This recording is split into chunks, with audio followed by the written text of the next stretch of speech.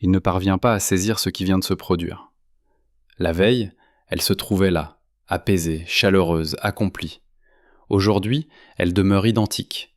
Pourtant, quelque chose s'est évaporé. Cet élément que les hommes attendent généralement a disparu.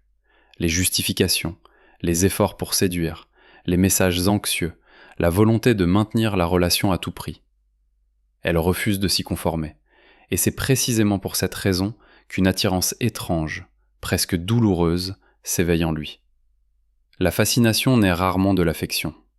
Elle émerge d'un vide, d'une lacune que l'esprit ne supporte pas. Avez-vous déjà remarqué que plus quelqu'un s'efforce de tout clarifier, plus il devient simple de le laisser partir? À l'inverse, lorsqu'une personne ne s'accroche pas, ne cherche pas à convaincre, ne se diminue pas, quelque chose d'ancestral s'active en vous. Comme si l'inconscient murmurait « Attention, il y a ici un mystère, il y a ici une puissance ». Dans une perspective jungienne, il ne s'agit ni de sortilège ni de stratagème. C'est le fonctionnement du psychisme, et il se révèle d'une précision implacable. Carl Jung affirmait que ce qui nous attire n'est pas tant l'autre personne elle-même, mais plutôt la représentation qui surgit de notre inconscient lors de la rencontre. Un homme observe une femme mature et souvent ne la voit pas simplement telle qu'elle est. Il perçoit son anima, cette figure féminine intérieure qui le relie aux émotions, au sens, à l'existence.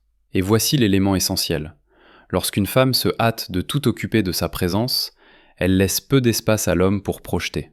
Mais lorsqu'elle s'en abstient, elle libère un territoire. Et dans ce territoire, l'inconscient masculin commence à dessiner. Qu'est-ce donc que ce geste qu'elle refuse d'accomplir ? Elle ne court pas derrière lui pour apaiser son anxiété. Elle n'essaie pas de réparer immédiatement son humeur. Elle ne ramasse pas les morceaux de son ego lorsqu'il doute. Elle ne devient pas le personnel de service de son chaos intérieur. Elle ne transforme pas la relation en un labeur de maintien. Elle reste elle-même, même au moment où il souhaite vérifier « Suis-je réellement important ?»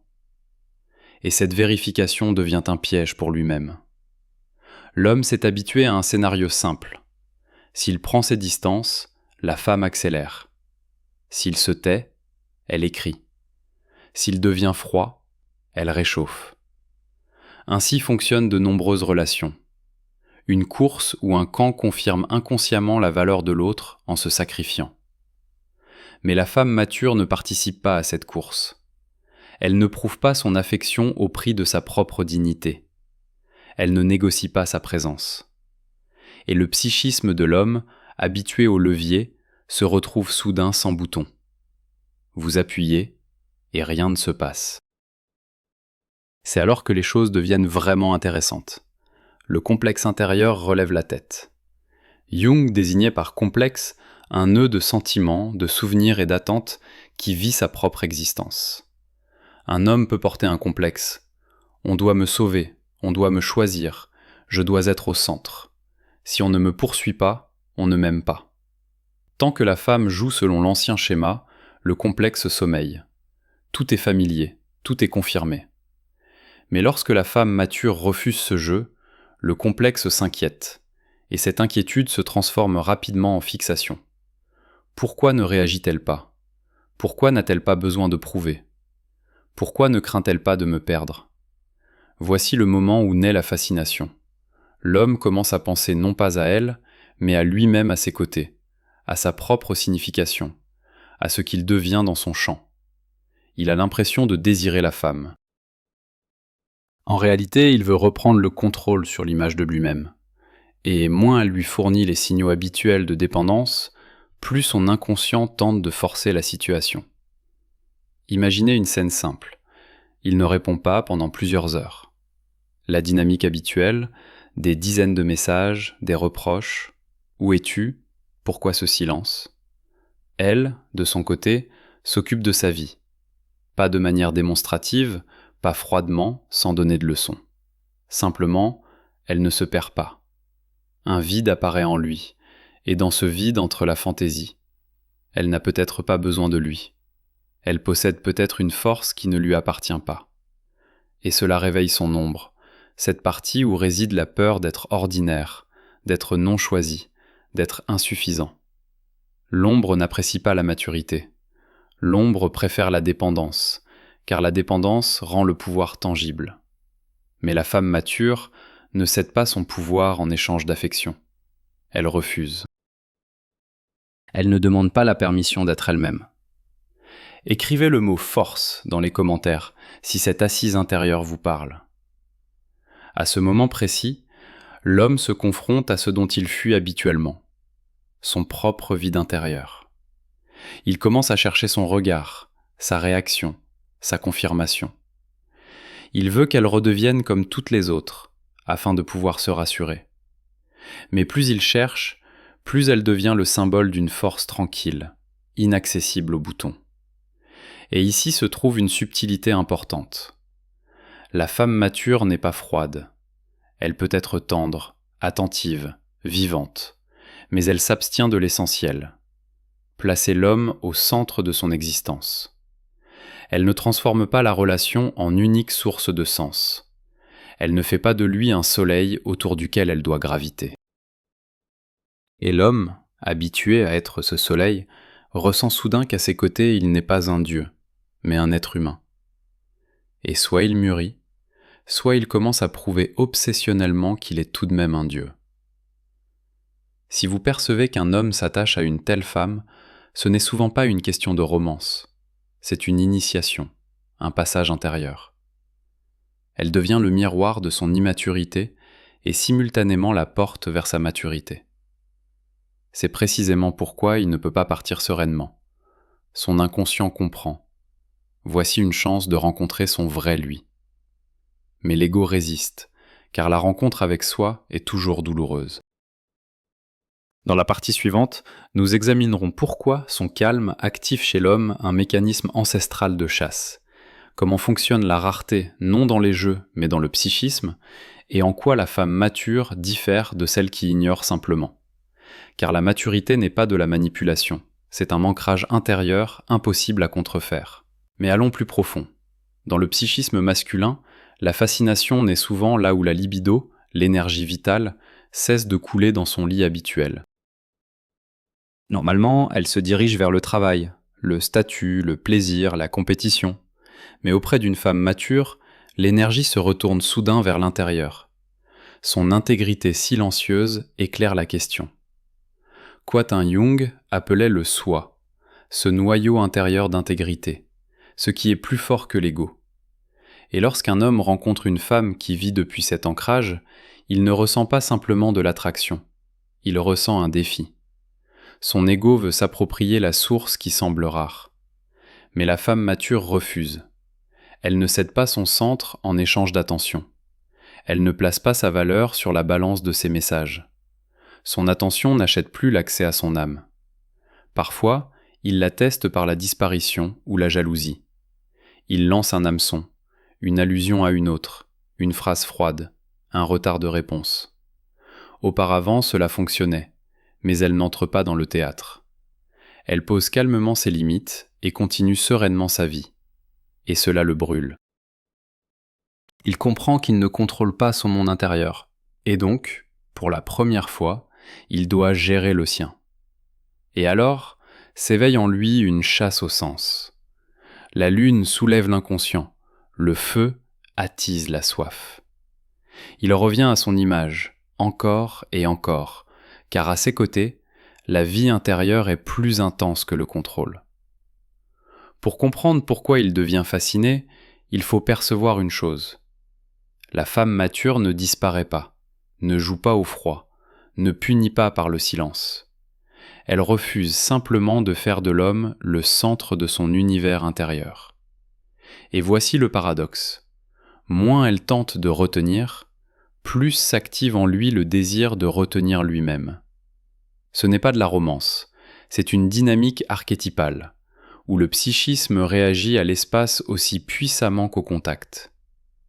L'homme pense souvent que c'est son apparence, sa voix, sa manière de parler qui l'attire. Mais si l'on creuse dans une perspective jungienne, l'attraction ne va pas au fait, mais au symbole. Elle incarne quelque chose qu'il a perdu ou jamais possédé, l'intégration intérieure, la paix sans trahison de soi, la liberté sans abandon. C'est son anima qui se réveille, cette partie de lui qui veut ressentir, vivre pleinement, arrêter de fonctionner. Et l'anima ne se satisfait pas de surface, elle cherche la profondeur. C'est pourquoi un homme peut ignorer des femmes plus jeunes, plus accessibles, plus complaisantes, et devenir obsédé par celles qui ne proposent rien. Car elles ne proposent rien, justement. Elle ne se vend pas, elle existe. Et l'existence sans négociation est la chose la plus rare. Lorsqu'un homme est obsédé par une femme mature, il ne la désire pas comme objet, il la désire comme passage. Passage vers quoi ? Vers lui-même, plus entier. Mais ce passage effraie, car pour le traverser, il doit abandonner l'ancien mode, contrôler, posséder, tester, dominer. Et ici se trouve le piège. S'il ne comprend pas ce qui se passe, il transformera son attraction en violence psychologique. Il commencera à exiger qu'elle prouve, qu'elle s'explique, qu'elle cède. Il lancera l'accusation. Tu es froide, tu es distante, tu ne m'aimes pas. Et tout cela sera un mensonge. Car ce qu'il appelle froideur, c'est simplement qu'elle ne se plie pas. Ce qu'il nomme distance, c'est qu'elle a son propre espace. Ce qu'il prend pour un manque d'amour, c'est simplement qu'elle ne sacrifie pas sa dignité pour prouver ses sentiments.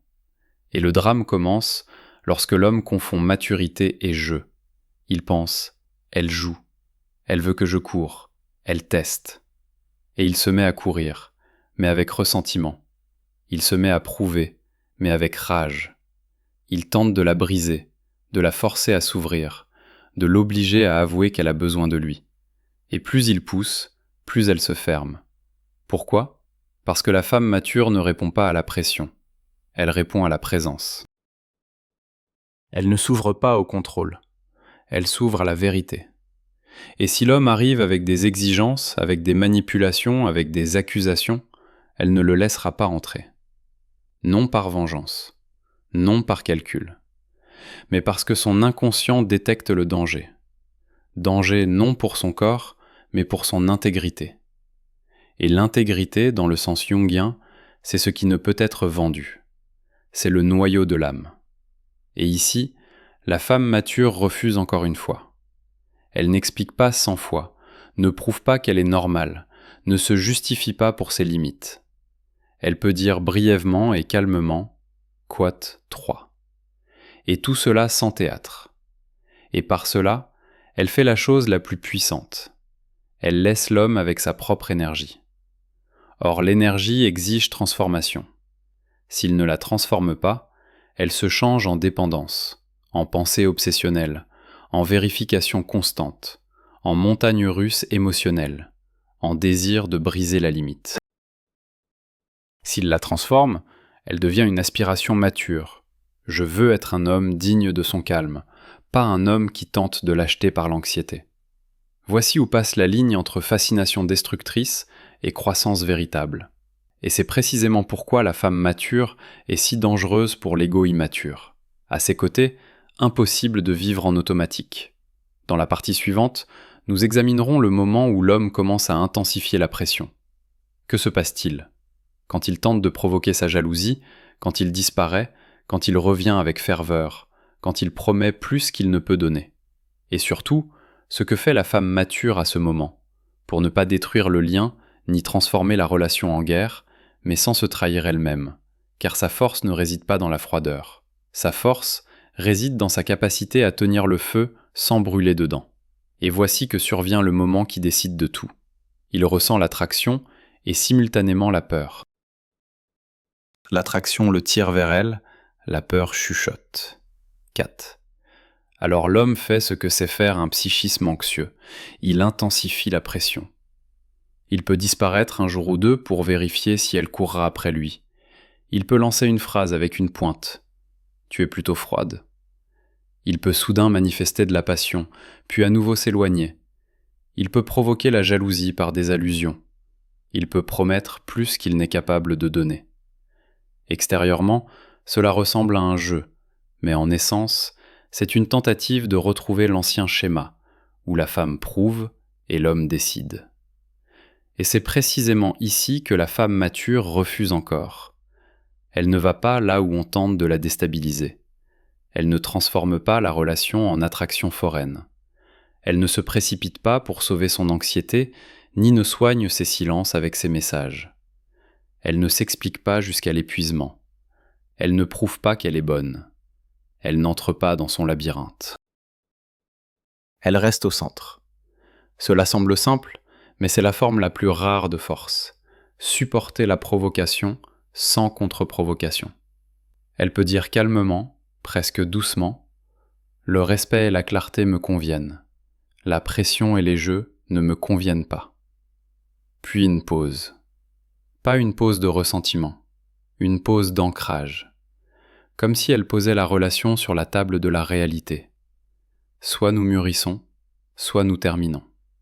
À ce moment, l'homme se confronte à lui-même, car la femme mature ne se bat pas pour un homme, elle choisit un homme. Et ce sont deux choses différentes. Se battre, c'est la peur de perdre. Choisir, c'est un ordre intérieur. Et lorsqu'elle choisit, elle refuse de négocier sa dignité contre des miettes d'attention. Elle ne vend pas son âme en solde. L'homme auprès d'une telle femme se trouve à un carrefour dont Jung parlait autrement. Mais le sens est le même. Soit tu vas vers l'individuation, vers ta propre intégrité, soit tu restes dans le complexe et commences à détruire ce que tu ne peux contrôler. Car le complexe veut toujours une chose, éviter la douleur de la croissance. Il promet le pouvoir au lieu de la maturité. Mais le pouvoir ne donne pas d'amour. Il ne donne qu'un soulagement temporaire. Si l'homme choisit la croissance, une transformation se produit. Pas instantanée, pas féerique, mais perceptible. Il cesse de tester, il commence à agir. Il ne disparaît pas pour provoquer une réaction, mais reste pour construire. Il cesse de jouer avec la jalousie, car il comprend que la jalousie est une tentative de réveiller l'anxiété d'autrui pour étouffer la sienne. Il commence à parler directement, sans théâtre. Et c'est la clé. La femme mature n'exige pas un homme parfait. Elle exige un homme honnête. Elle ne confond pas potentiel et réalité, mais ne rejette pas une personne pour une seule faiblesse, si elle mûrit réellement. Mais si l'homme choisit le complexe, alors il intensifiera la pression. D'abord subtilement, ignorance, allusion, provocation fortuite, puis plus brutalement, dévalorisation, montagne russe, tentative de culpabilisation, contrôle, accusation. Et voici l'examen final de la femme mature. Elle refuse de rester là où on la brise. Non par vengeance, mais parce qu'elle protège son soi. Le soi, c'est le noyau d'intégrité, et la femme mature ressent. Or la trahison de soi se paie toujours par la vie. Insomnie, anxiété, perte de goût, vide intérieur. Elle choisit non pas de souffrir joliment, mais de vivre dignement. Et maintenant, l'aspect le plus pratique à retenir de cette conclusion. Que fait exactement la femme mature pour que sa fascination ne se transforme pas en dépendance toxique, mais puisse devenir un sentiment mature? Premièrement, elle maintient ses limites brièvement et clairement, sans discours, sans longues explications. La limite n'est pas une justification, c'est une forme. Cela ne me convient pas. Avec moi, c'est impossible. J'apprécie le respect. Point final. Plus il y a de mots, plus il y a de place pour la négociation. Et la femme mature ne négocie pas avec elle-même. Deuxièmement, elle ne soigne pas son anxiété. Il s'inquiète. Il doit apprendre à être avec cela. Elle peut soutenir, mais ne doit pas devenir le masque à oxygène de son ego. Car alors, l'amour se transforme en service, et le service tue le désir. Troisièmement, elle observe les actions, pas les élans. Un homme peut revenir avec flamme pendant 2 jours, mais la femme mature ne se laisse pas acheter par la flamme sans forme. Elle observe s'il y a stabilité, s'il y a responsabilité. Y a-t-il respect pour son temps et ses limites? Si oui, elle s'ouvre. Sinon, elle reste en elle-même. Quatrièmement, elle ne fait pas de l'homme, elle construit le sens elle-même. Et ce n'est pas de la froideur, c'est la vie. Son travail, son corps, ses intérêts, ses amis, son chemin, voilà son ancrage. L'homme peut entrer dans son monde, mais ne peut devenir sa fondation. Et c'est précisément cela qui simultanément effraie et fascine. À ses côtés, l'amour est un choix, pas un besoin. Maintenant, que doit faire l'homme s'il ressent cette fascination et veut la transformer en proximité mature ? Premièrement, reconnaître que ce qui l'attire n'est pas seulement elle, mais ce qu'elle révèle en lui. Cela peut être sa tendresse réprimée, sa peur d'être sans importance, son besoin de sens. Jung dirait que l'anima s'est activé. Et s'il tente de posséder la femme, au lieu d'intégrer son anima, il est condamné à la dépendance. La femme devient une drogue, pas une partenaire. Deuxièmement, voir ses tests. Disparition, jalousie, provocation, ce n'est pas de la force, c'est de l'anxiété masquée en force. Chaque test détruit la confiance. Chaque test dit « Je ne crois pas qu'on puisse m'aimer simplement ». Et c'est une blessure intérieure, pas une stratégie. Troisièmement, transformer l'énergie en action. Pas en drame, ni en mots, ni en promesses, mais en choses simples et matures. Accord, respect, présence, cohérence et clarté d'intention. La fascination aime le chaos. L'amour aime la forme. Quatrièmement, supporter la pause. Si elle ne répond pas immédiatement, ce n'est pas une catastrophe. Si elle est occupée, ce n'est pas un rejet. L'homme qui supporte la pause montre la maturité. L'homme qui brise la pause par l'anxiété montre la dépendance. Et la femme mature choisira toujours la maturité, car elle sait entendre le psychisme. Et voici la vérité finale que beaucoup ne veulent pas entendre. L'homme est fasciné par la femme mature, non parce qu'elle utilise une technique spéciale. Il est fasciné parce qu'auprès d'elle, son inconscient exige pour la première fois la maturité.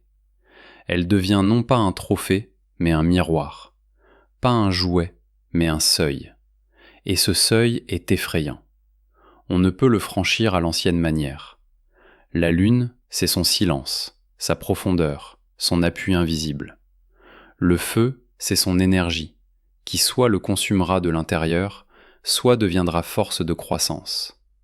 Et la femme mature refuse de céder sa lune pour éteindre le feu d'autrui. Elle apprend au feu à être lumière, pas incendie. S'il aime véritablement, il n'essaiera pas de détruire sa forme. Il commencera à construire la sienne, et alors la fascination disparaîtra. Car la fascination, c'est toujours la fin. Et l'amour mature, c'est la satiété de sens, où personne ne retient personne par la force, et c'est précisément pour cela que personne ne veut partir. Écrivez le mot « sens » dans les commentaires si vous choisissez l'amour mature.